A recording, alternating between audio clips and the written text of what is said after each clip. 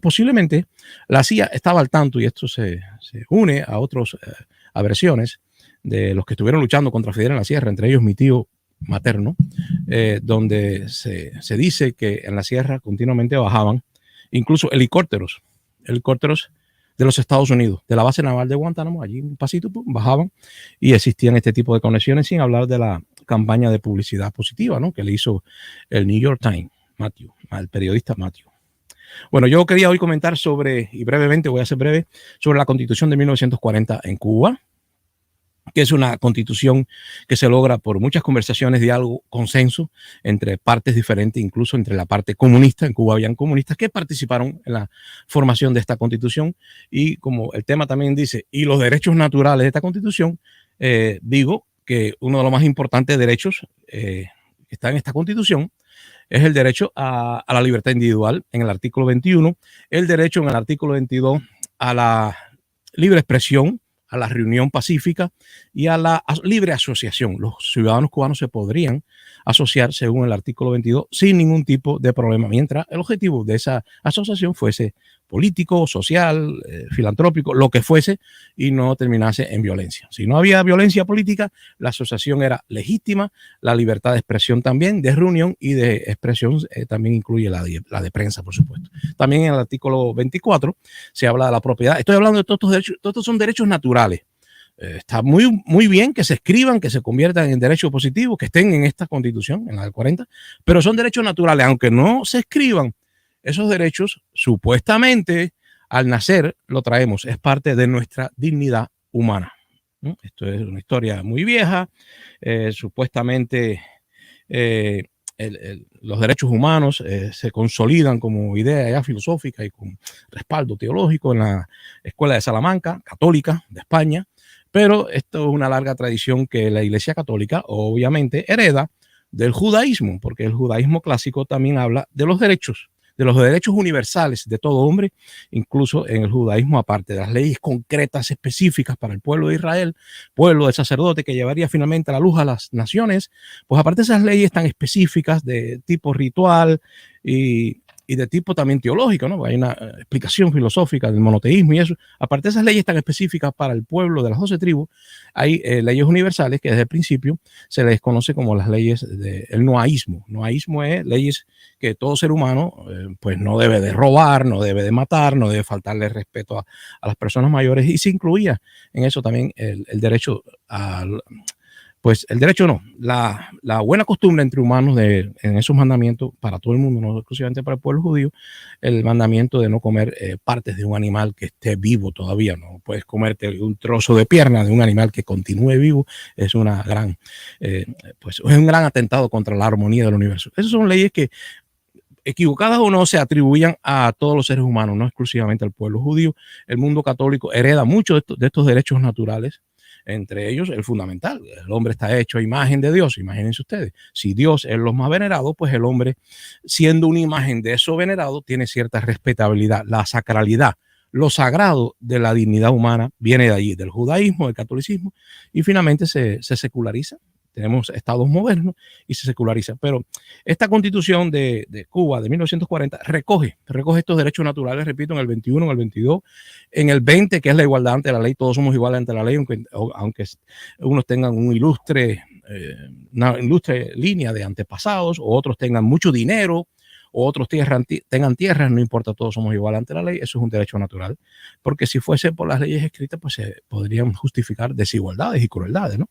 Pero no, el derecho natural es ese que, antes de que esté escrito, corresponde a la dignidad humana, y tiene un largo historial: judaísmo, catolicismo, mundo antiguo. Bien, ahora, esta constitución de 1940, y ahora sí voy con ustedes ya, es, después de todo, influida por la de Weimar, la Alemania, de 1919, también por la de México de 1917 y por la del 31, la más tardía, en España republicana. O sea, la de México, la de Weimar y la de la España republicana son las tres fuentes más importantes de influencia en esta constitución del 40, que fue la más progresista de su época, obviamente porque se estaba alimentando de lo mejor de lo mejor.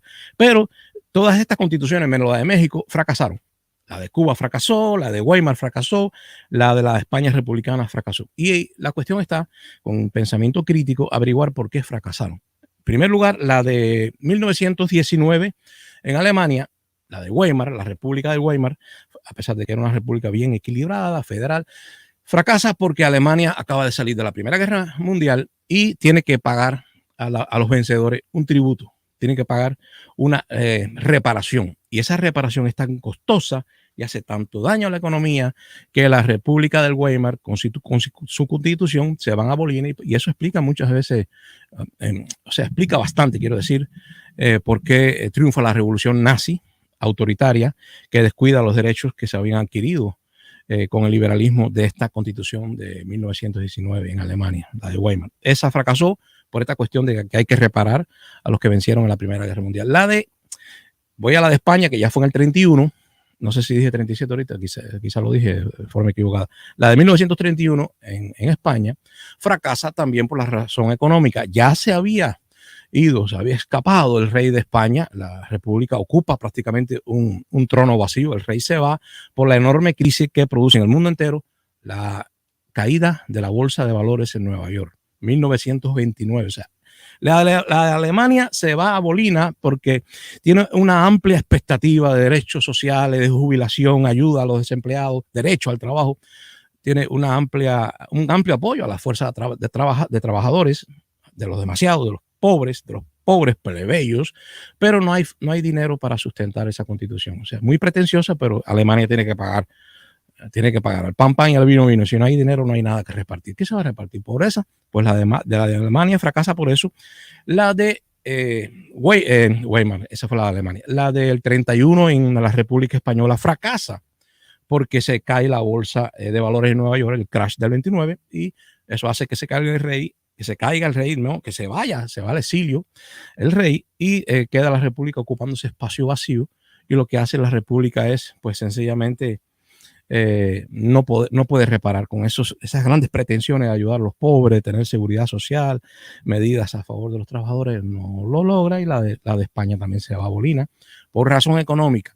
Ahora, la que sobrevive, la de Cuba también se va a bolina, pero no por razón económica, porque los años 40 eran años de mucha prosperidad en Cuba, y incluso en los 50, cuando Batista da el golpe en el 52, todavía sigue la prosperidad. No son causas económicas, sino más bien sociales, y ahí tenemos el elemento de la desigualdad y también la dependencia del azúcar, por consiguiente de las exportaciones hacia Estados Unidos, la dependencia de importar tanta comida, el ajo, la cebolla, el frijol, la manteca de cerdo, todo eso se traía de los Estados Unidos hacia Cuba. Cuba llamaba la atención porque no era capaz de producir sus alimentos, siendo un lugar tan próspero, No, era muy bueno el azúcar, pero eso provocaba desigualdad, por supuesto, grandes desigualdades. Así que el problema de Cuba no es la prosperidad, porque en conjunto la economía de Cuba era exitosa, sino el problema de la desigualdad social.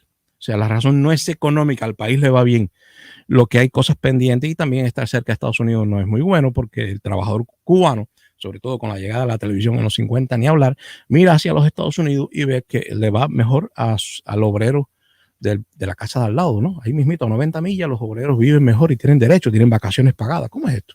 En aquella época, sí, a partir del crash, pues Roosevelt hizo reformas, el New Deal. Y conclusión, la de México no, y esa es la que dejé para último. La de México no fracasa, y en mi opinión, podemos discutir eso, la de México de 1917 sigue vigente, se le han hecho muchas reformas, se ha mejorado, pero allí está la Constitución de México garantizando todo lo que garantizaba la de Weimar, la de 31 en España republicana, y la de Cuba, posteriormente, que tomó de todas estas fuentes, pero la de México sigue. Y la razón, en mi opinión, es que en México hubo dos elementos muy importantes. Y número uno, el nacionalismo, y número dos, fuertes instituciones para respaldar esa Carta Suprema de la Tierra. Dos elementos en México que quizás no tuvimos en Cuba. Supernacionalismo, eso no existió en la España republicana, el nacionalismo estaba en disputa entre la derecha y la izquierda, y eso al final trajo una guerra civil en España.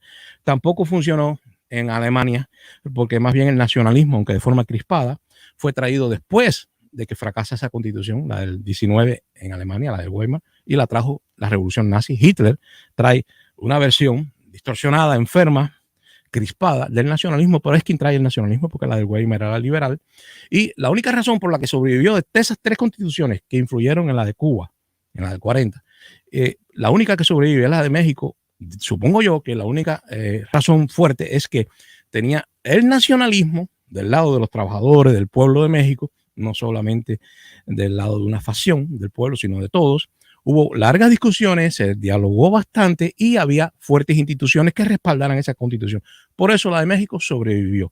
La de Cuba fracasó, sin tener una crisis económica como la tuvo España o como la tuvo Alemania, por tener que pagar reparaciones, o España por la causa del desastre de la bolsa de valores. La de Cuba, teniendo tanto dinero, fracasó porque también había un grado muy alto, muy elevado de corrupción.